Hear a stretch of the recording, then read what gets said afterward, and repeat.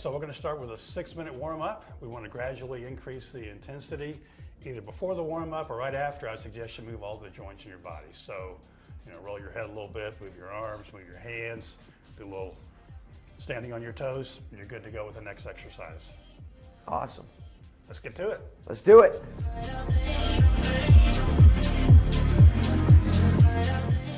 Now we're going to do some band pull-aparts. So they look like this. We hold the bands out here and pull them apart. Beautiful. Now the reason that we're doing this is it builds up some of those muscles that help hold our poles up in the right ski position, like this, which we've been working on. Now if you want to have some more fun while you're doing the pull-aparts, you can kind of go back and forth on the pad. Well, you know, or you can do some edging if you want to do some edging.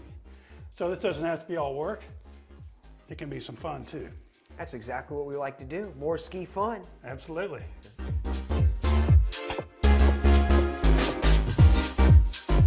So we're going to do band external rotation.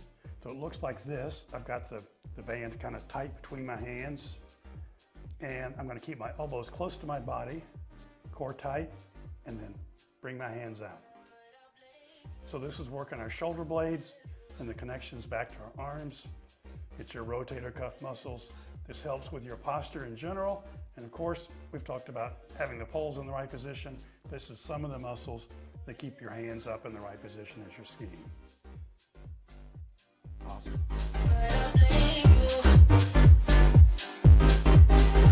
Now we're going to do a one-arm row, but the twist is we're going to have our feet in a lunge position. So first we get into a lunge position. Now I want your back foot pointed forward, which makes the balance harder. So we're going to be like this. And we put the band underneath our foot, and then we row with one arm.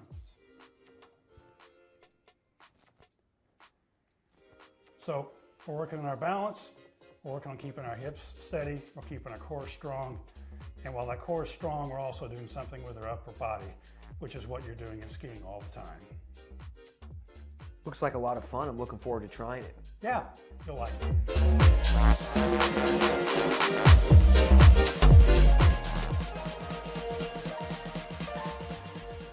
In phase 2, we're going to do split squats with an additional challenge.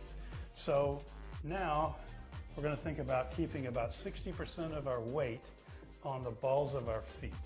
So just behind your toes are pads, and we want about 60% of our weight on our front foot on those pads, up and down. We want to pause at the bottom of the split squat.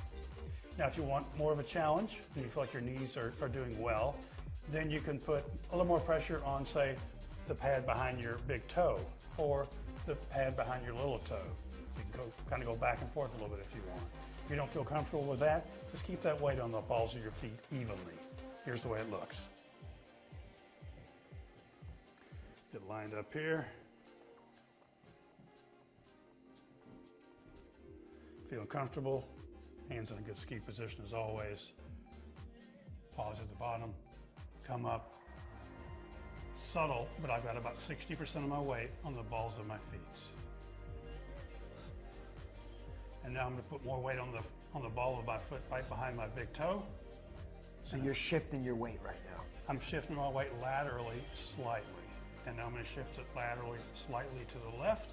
And now I feel a little more pressure over my little toe. Up and down, up and down. And we're going to pause at the bottom, come back up. There's no rush. We're not in a big hurry. It makes it a little bit harder if you pause at the bottom. But when you're skiing, you're pausing in this position as you're going through a turn. So we're practicing that.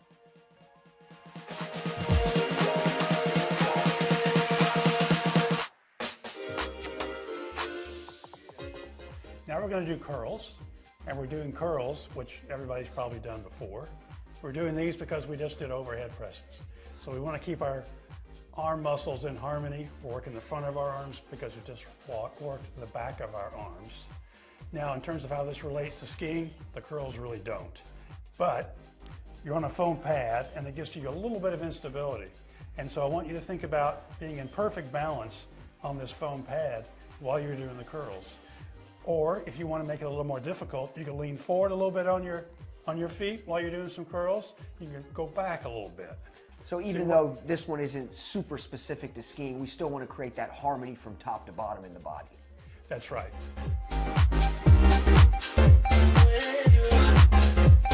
We're going to work on our muscles in between our legs here and at the same time our core. So we're always working our core to keep it stable, and now we're going to work our arms and our legs all at the same time with the fit ball. Here's the way this one looks. We hold the fit ball between our legs. I'm going to exchange it.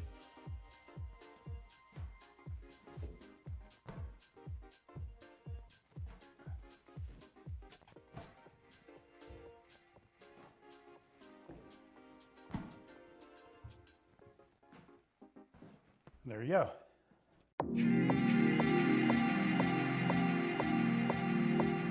So now we're going to do an upright row motion. And the way this relates to skiing is we're going to work some of the muscles that help you hold your pose. Let's start over again. We're going to the North Pole. Pole. All right, here we go again. Now we're going to do upright rowing. And the way that this relates to skiing is we're going to work some of the muscles that help you hold your poles up in the correct position. So it looks like this. We're doing one side at a time so that we work some of our stabilizer muscles, and we're on the foam pad so that we can remember to feel our feet. There's just a little bit of a balance challenge here while you're doing this. If you want to, you can have a little fun by going back on your feet or forward on your feet, or you can do some edging back and forth while you're doing this. So if we're doing some foot motion while we're doing this, we're working on our coordination of our upper body and our lower body at the same time. I love this program, Steve. I really do. I just love how, we're finding all these really just clever movements that simulate skiing. So I love everything about this program, and I'm enjoying doing all these movements. I'm having a lot of fun. Absolutely, that's the idea. Have fun and get ready. There we go.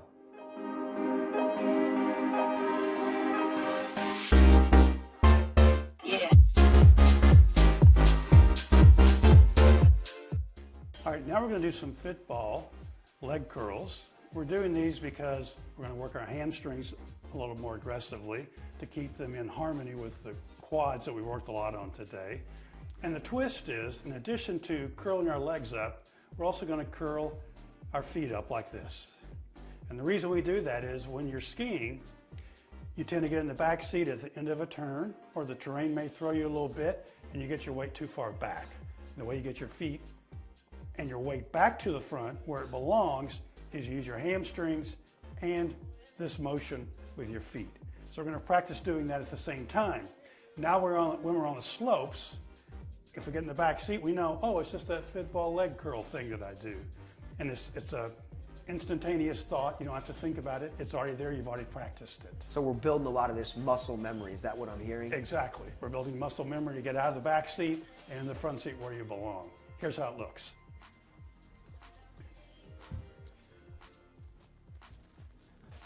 Get our feet up on the ball, point our toes out, bring our toes in. Point out, bring our feet in. Toes out, feet up. Toes out, feet up. And we're also working our core a little bit here too, which is always a good thing. Well, Steve, let's get into that front seat, baby. Absolutely, it's where you belong.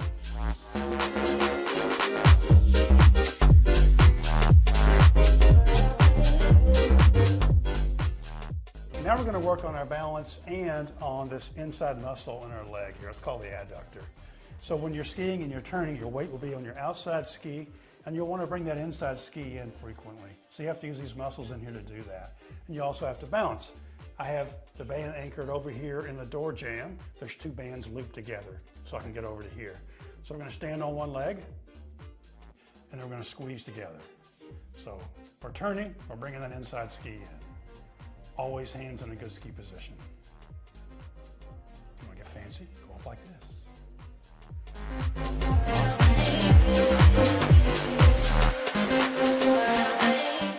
We're going to work on our balance in a little different way.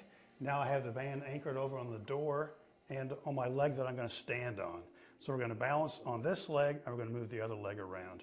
When we're skiing, we're balancing at the same time we're doing other movements.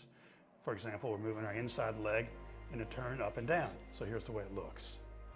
Balance on one leg, move our free leg up and down, like we're making the turn tighter.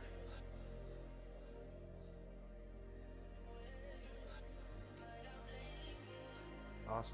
Move your leg this way too if you want just a little bit more of a balance challenge. Move the leg around in circles. There's a foot. Just keeping everything independent. Beautiful.